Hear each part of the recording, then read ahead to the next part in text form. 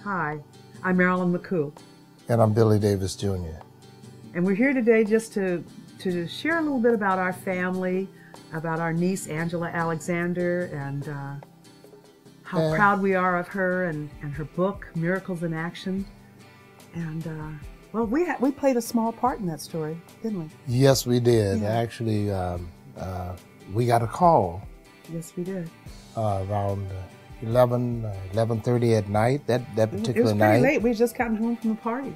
Yeah. And it was our other cousin, Pam Thompson, and she called and told us that there was an accident on the freeway, and it involved Sari and the kids. Yeah. And that Angela had gone to Japan because she was in the service. So she was out of the country yes. and had no idea of what was happening. But it was bad, you know. Yes, we didn't know. Basically, we didn't know how bad it was until Pam told us on the phone that night. She told us that night that the accident was so bad that we had lost our great nephew Maurice, and also our other great nephew Roger, who Roger was a foster child that Angela and Sari were taking care of. They had two foster children, Roger and Angelina. And they were such good foster parents that the people wanted to send some more kids to them. and Angela, now there are a lot of Angelas in this story, so we'll have to say Angela 1, who is Angela Alexander, the author, and then there's Angela 2, which is who is Angela Jr., or the Angela daughter. the second, who's the graduating daughter from college. Right. Yay, we're so proud of her. And then there was Angelina. Angela. And then there was Angelina. Yes. No, this is not a joke, folks. You could never make up a story like this. Yes. It's the truth. But anyway. Well, getting back to the story, when we got the call from Pam, well, quite naturally, we got dressed and headed out to what was it, Riverside?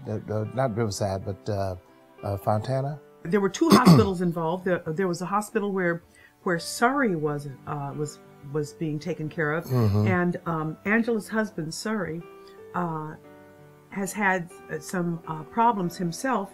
He ended up with a brain aneurysm a number of years earlier, but he was doing incredibly well.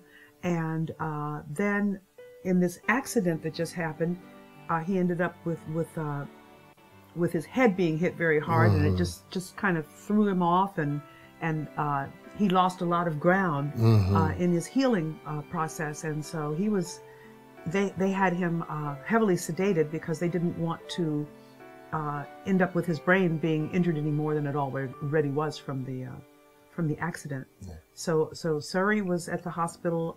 Angela number 2 was at the hospital. She had hurt her leg, and then Angelina she was at another hospital. Right, she was at Loma Linda. Right. And then the two boys were I guess at the morgue. Yeah. And because they were deceased. Right. They were pronounced dead at the scene.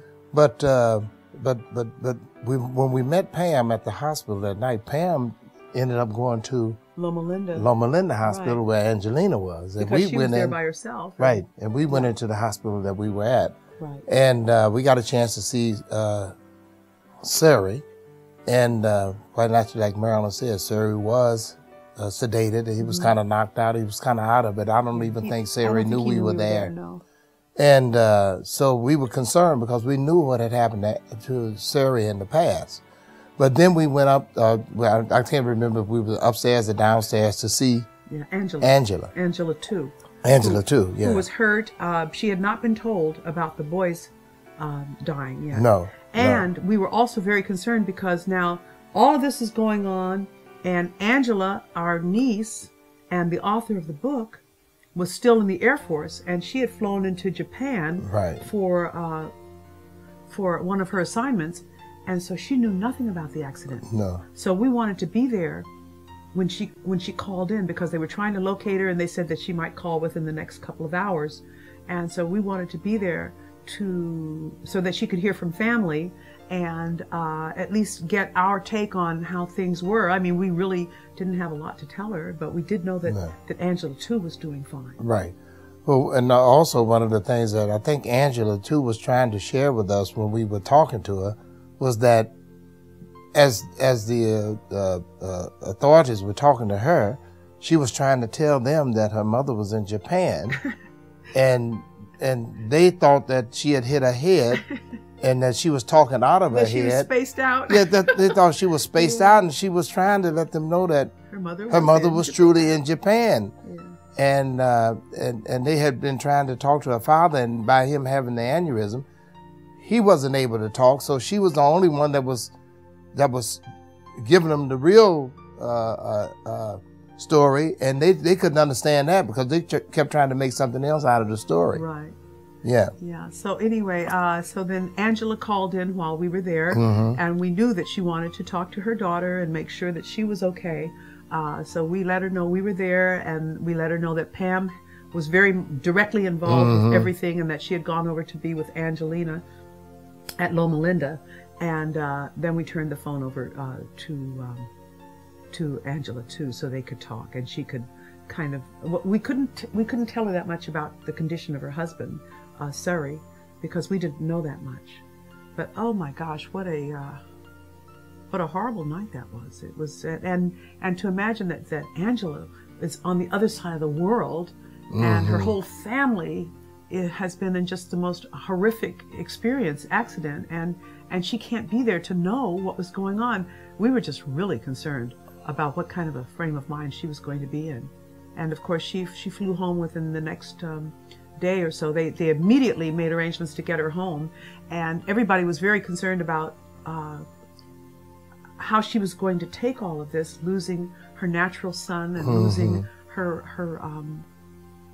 foster son, and both of the girls were okay. Angela had hurt her leg, and Angelina had hurt her shoulder, if I remember correctly. But she was basically pretty good, and so our concerns were how Surrey was going to turn out. Yes, and I'm quite sure